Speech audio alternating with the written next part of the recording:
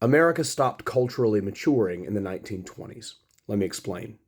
By the 1920s, there's a lot of normal features of life that we take for granted today that are very new and very much widespread. High school experiences are creating a unified youth culture. Things like small loans issued directly to consumers and installment plans for expensive things at department stores like Sears and JCPenney's were taking off as a way for Americans to reach aspirationally towards a kind of living that they couldn't afford before. That said, those Americans were pretty bad at managing their money, and almost everyone was up to their eyes in debt because they were completely unfamiliar with this system of small lending and installment plans.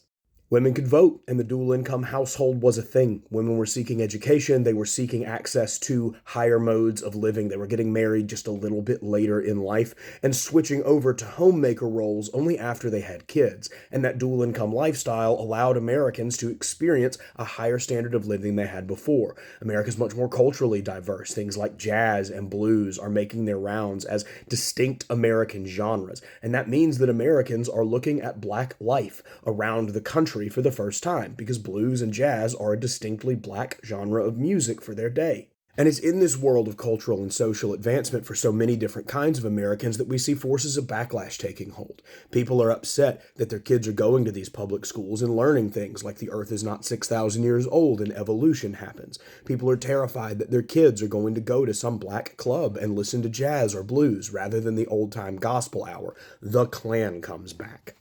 Anti-immigrant sentiment is being driven by prohibition and the Red Scare, and fears of socialism and alcoholism being brought over by Italian and Irish immigrants from Europe, things that were widespread among all categories of Americans, not just belonging to Italian and Irish migrants. And these cultural feuds over how we educate our children, over what behaviors should be restricted and what should be left to the individual to decide, whether or not our kids should be engaging with cultures other than their own, are the exact same arguments we are having today. We haven't culturally matured past the 1920s.